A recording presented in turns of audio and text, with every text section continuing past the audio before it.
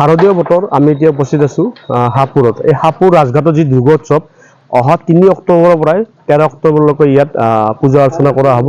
অৰ্থাৎ দেখা যায় যে প্ৰায় 1.5 কোটি টকাৰ লক্ষ্যৰে এই পৰিচালনা কমিটিয়ে এইবাৰ পূজাৰ বাজেট বনাইছে আৰু পূজাৰ বাজেটৰ লগতে প্ৰতিপদৰ পৰাই গোটেই সন্ধিয়া ভাগৰ পৰাই যি সাংস্কৃতিক সন্ধিয়া আছে, নাম প্ৰসংগ আছে আৰু এটা ইয়াত মানে মন্দিৰ কমিটিয়ে মানে ইয়াৰ মানে কি কৰিছে, মন্দিৰ উন্নয়নৰ কাৰণে এখন উপহাৰ খেলৰ ইয়াত অনুষ্ঠান কৰিছে, য'ত এই উপহাৰ খেলখন অহা পূজাৰ পিছত যি 15 তাৰিখে ইয়াত ৰিজাল্ট ওলাব, খেল আৰম্ভ হ'ব।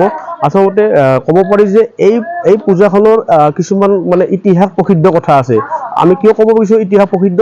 1986 চনত ইয়াত মুছলিম সম্প্ৰদায়ৰ পৰিয়ালে ইয়াত দুৰ্গা পূজা কৰিছিল, য'ত এই দুৰ্গা পূজা চলিছিল পঞ্চম তিথিত, য'ত তেওঁলোকে ইয়াত দুৰ্গা পূজা কৰিছিল।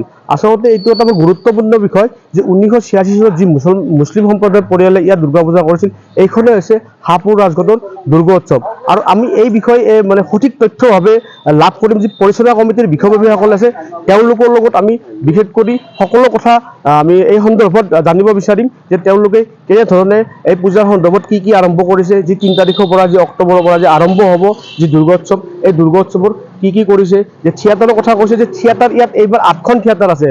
অসমৰ আগশাৰীৰ ভ্ৰাম্যমাণ থিয়েটাৰ ইয়াত 8খন থাকিব, য'ত এই দুৰ্গোৎসৱৰ সময়ত আমি সকলো বিৱৰণ তেওঁলোকৰ পৰা জানিব বিচাৰিম আমি পৰিচালনা কমিটিৰ বিষয়ববীয়াসকলৰ পৰা। ধৰক এইবাৰ দুৰ্গা পূজাৰ ক্ষেত্ৰত কি আয়োজন কৰিছে? হয়, এইবাৰ বিশেষকৈ আমি আমাৰ 1920 চনত স্থাপিত ঐতিহাসিক অসমৰ অন্যতম প্ৰাচীন হাফু দুৰ্গোৎসৱৰ এইবেলি 105 সংখ্যকত ভৰি দিছে।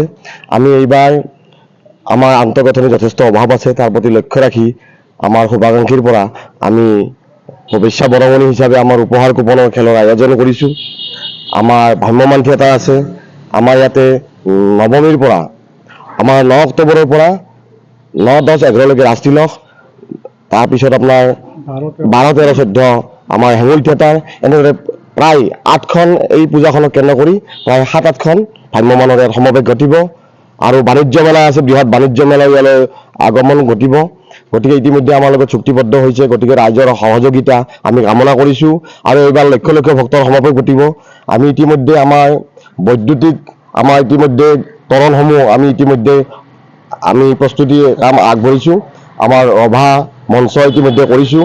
আমাৰ ইতিমধ্যে সকলোবিলাক প্ৰায় পূৰ্ণগতিত কাম আৰম্ভ কৰি আমি আগবাঢ়ি আছোঁ।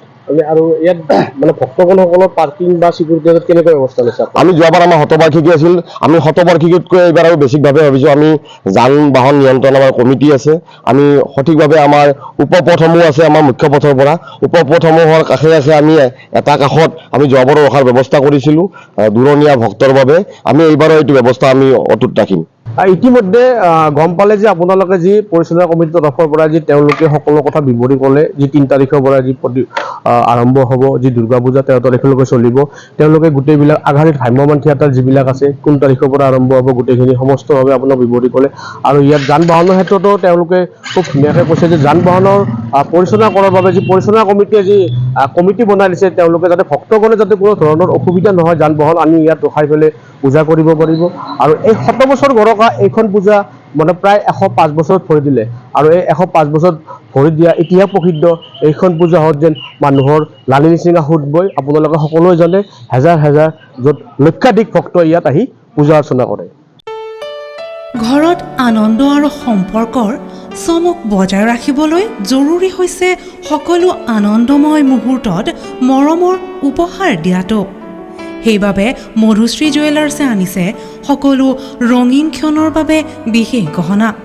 হীৰাৰে হওক, সোণৰে হওক বা ৰূপৰে হওক, শ্ৰেষ্ঠ ডিজাইনছ আৰু হলমাৰ্কযুক্ত গহনাই ৰাখে সম্পৰ্কক নিখুঁত। তেনেহ'লে আজিয়ে আনক আনন্দ মধুশ্ৰী জুৱেলাৰ্ছৰ সৈতে। যোগাযোগ কৰক 7002800341 নাইবা ভিজিট কৰক LNB ৰোড, নলবাৰী, অসম।